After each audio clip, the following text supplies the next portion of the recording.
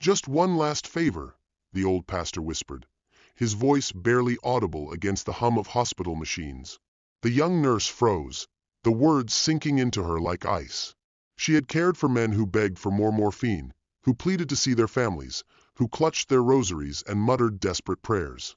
She had watched others rage at God, demanding answers in their final hours. But never had she heard a request like this, one that carried not the desperation of pain but the weight of something forbidden, something deeply human. His eyes, dimmed by illness, still burned with an intensity that unsettled her. It was not the plea of a man surrendering to death, but the confession of someone who had carried a secret for a lifetime and could no longer bear its silence. She realized in that moment that what he wanted from her would unravel everything she thought she knew about service, about devotion, about the boundaries between faith and flesh. "Stay with me until the very end, because this story, born in the quiet corners of an American town, would reveal a truth powerful enough to change her forever." Autumn of 1997 settled over Ashford like a painted veil, the trees burning in shades of crimson, amber, and gold. The air carried the faint smell of pine needles crushed beneath footsteps and wood smoke rising from chimneys scattered across the hillsides. The town itself lay tucked between rolling slopes, where winding roads led to farmhouses, modest shops, and the old white steeple of St. Paul's Church that had stood watch for generations. On Sundays, the bell tower rang across the valley, calling families from every corner to gather beneath its peaked roof and worn wooden pews. Within those walls, Pastor Jonathan Hayes had been a fixture for more than 30 years. At 64, tall and lean, with shoulders that still held traces of strength though illness had begun to take its quiet toll, he carried himself with a presence that was both commanding and gentle. His silver hair glimmered in the morning light, his eyes dark as storm clouds, carrying the weight of countless sermons and confessions. People trusted him, not because he spoke with fire and thunder, but because his words seemed carved out of patience, sorrow, and understanding. Children who had once been baptized in his arms now came with their own families, seeking the same comfort their parents once found. And among the congregation was Anna Miller, a woman of 29 whose presence seemed to soften even the most somber corners of the church. She had been raised in Ashford, left for her studies, and returned when her parents' health had begun to fail.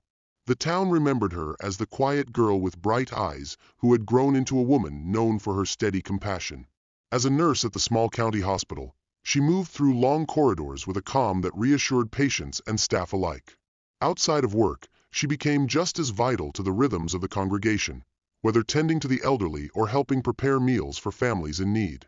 Her brown hair was often pinned back neatly, her pale green eyes attentive and kind, her hands steady whether they were administering medicine or offering comfort in silence. In a place where lives were measured by births, weddings, and funerals within the same church walls, Jonathan and Anna had become central figures in the fabric of Ashford, each carrying the weight of service in their own way, each shaped by the stillness and demands of a town that had seen generations come and go beneath the Vermont sky. Jonathan had always appeared unshakable, the kind of man whose presence anchored others even in their darkest moments. For decades, his steady voice filled the sanctuary of St. Paul's with sermons that carried comfort and conviction. But in recent months there had been a subtle change. Parishioners began to notice the pauses in his words, the moments when his breath grew short, and the way his posture bent under an invisible weight. His once firm stride slowed into careful steps, and his hands, which had baptized countless children and blessed so many grieving families, began to tremble when holding the chalice during communion. Though he hid it behind calm smiles and thoughtful nods, the signs of decline clung to him more tightly with each passing week. The truth had arrived quietly, a doctor's verdict spoken in sterile tones. Pancreatic cancer, advanced and unforgiving, granting him no more than half a year. Jonathan carried that knowledge alone, choosing silence over pity, continuing his duties as if the rhythm of prayer and ritual could somehow hold back the inevitable. Yet his body betrayed him, shrinking in strength, hollowing beneath his clothes, his once broad shoulders narrowing as the illness took root. On an autumn evening, after delivering a sermon that left him pale and sweating, he faltered as he stepped down from the pulpit. Before the congregation could react, Anna moved quickly to his side, guiding him into a chair. Her practiced eyes caught the small betrayals, the tremor in his fingers, the wince he tried to disguise, the sharp shadow of pain behind his storm-colored eyes. She said nothing in that moment, but the image remained with her long after the others had gone home. Later, in the solitude of his study where books lined the shelves and a single lamp glowed against the darkness, Jonathan finally allowed the mask to slip. He admitted what he had carried for months, the prognosis that had cut through his certainty, the truth that death had marked him with a swift and merciless hand. He spoke of weeks, perhaps months, and beneath that confession lay a deeper burden.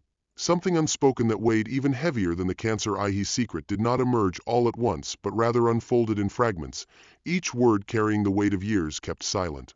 Jonathan revealed that before the collar, before the solemn vows of service and celibacy, there had been another life waiting for him.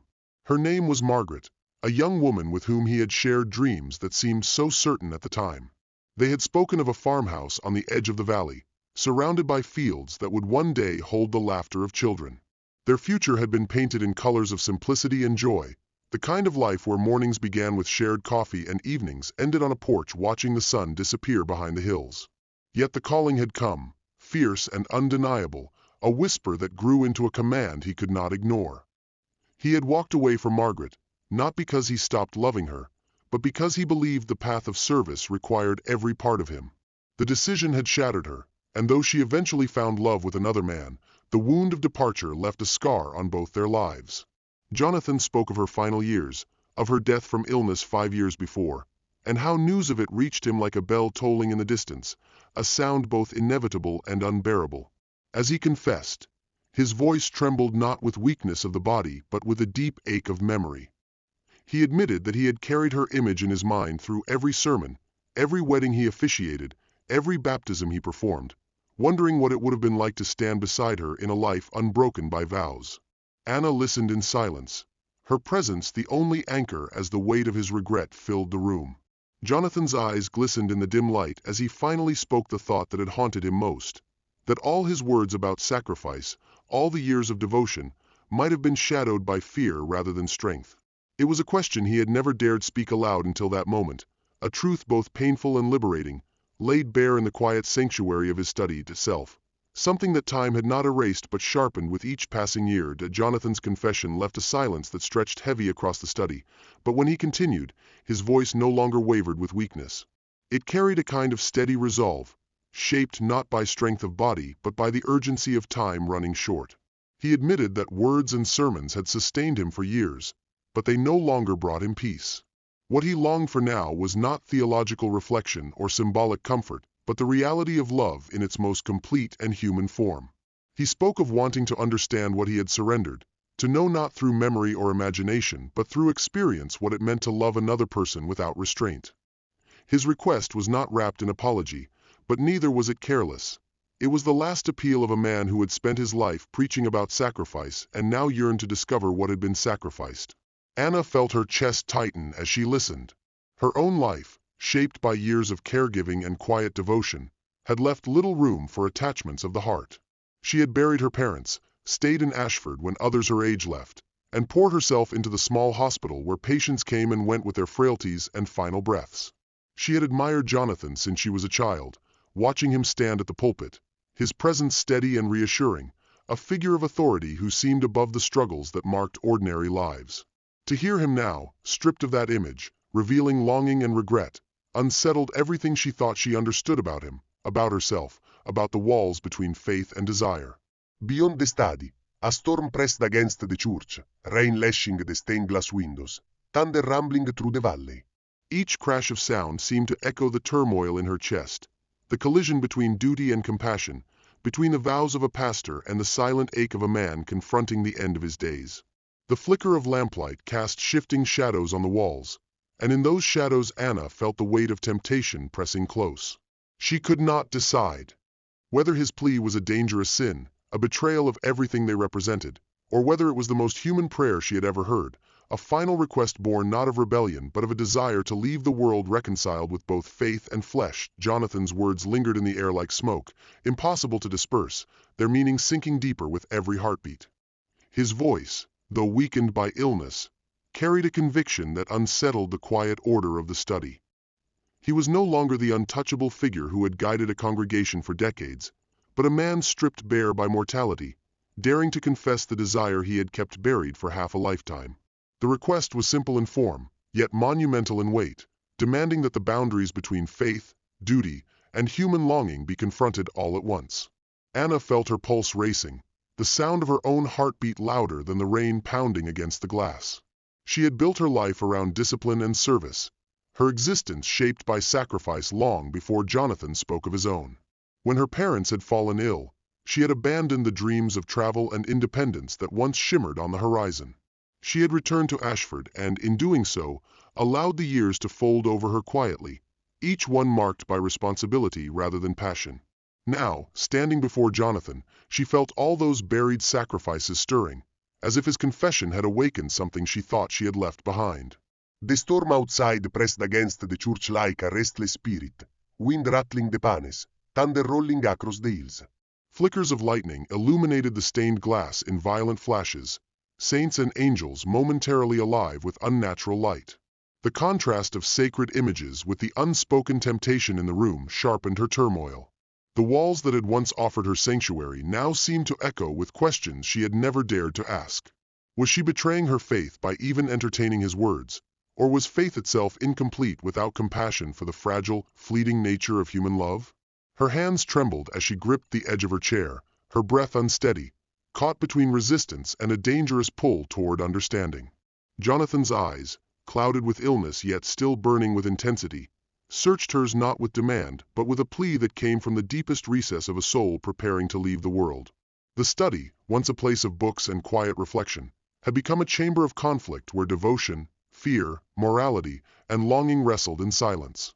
And within that silence, Anna realized that the true weight of his request was not only in what he asked of her, but in what it awakened inside herself. The evening air hung heavy with the scent of rain-soaked leaves as the final notes of Vespers faded into silence.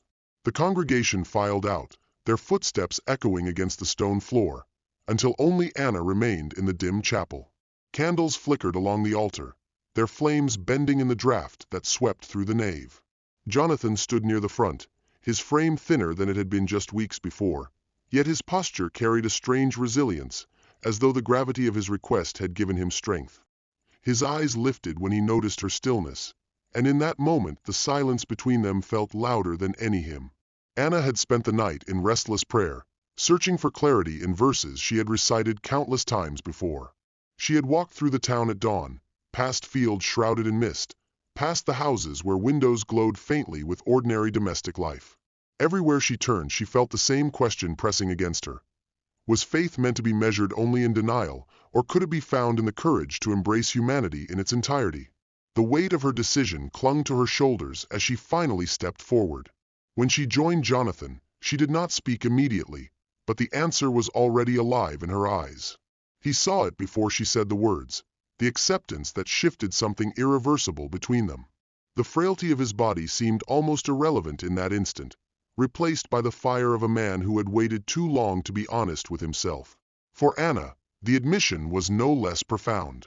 Her life of duty and restraint had brought her to this moment, when she chose not to turn away but to step into the unknown.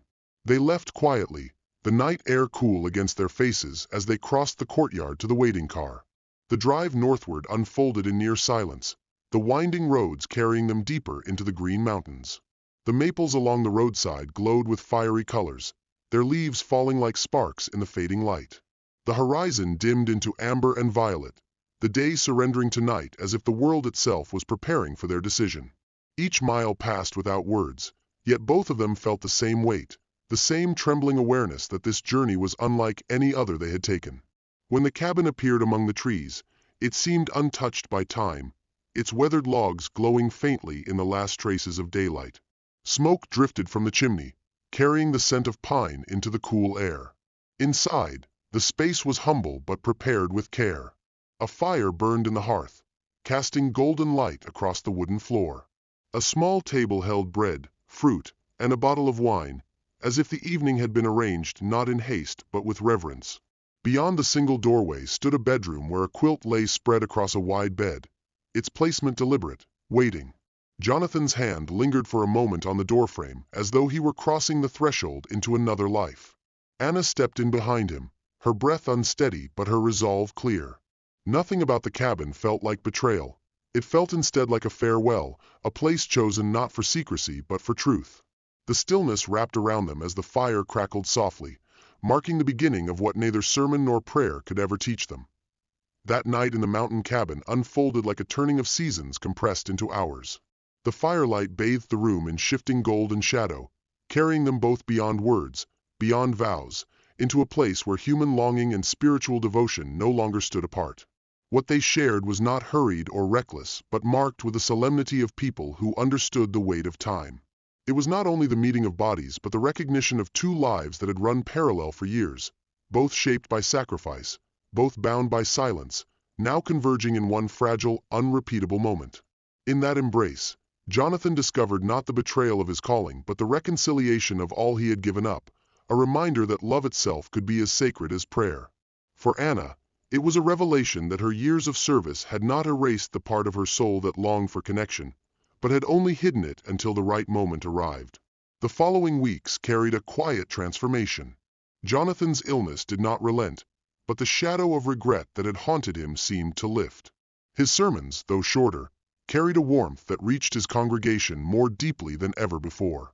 Those who listened saw a man at peace, though they could not name the reason. At night, when pain pressed harder, he no longer faced it alone in spirit, for Anna's presence, even in silence, lingered with him. His final days became not a descent into despair, but a soft unwinding, as though the burden he had carried for decades had finally been set down. 3 weeks after that night, Jonathan passed away quietly in his sleep. On the nightstand beside him rested a letter written in his familiar, careful hand, addressed to Anna. In it, he spoke not of sorrow but of gratitude. He thanked her for giving him a final gift, for reminding him that love in all its forms could be holy, that the heart's longing was not separate from God's creation but part of it. He wrote that he left the world not as a man undone by fear, but as one who had finally understood the fullness of devotion. Anna remained in Ashford, returning to the rhythms of the town and the quiet work that had defined her life. Yet when she entered the old church, she no longer saw only stone walls and stained glass.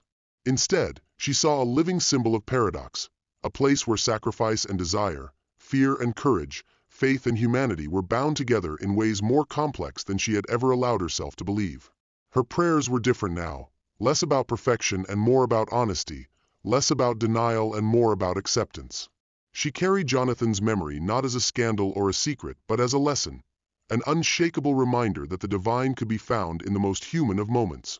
The legacy of Pastor Jonathan Hayes lingered in whispers among the people of Ashford, but for Anna, it lived as a quiet truth.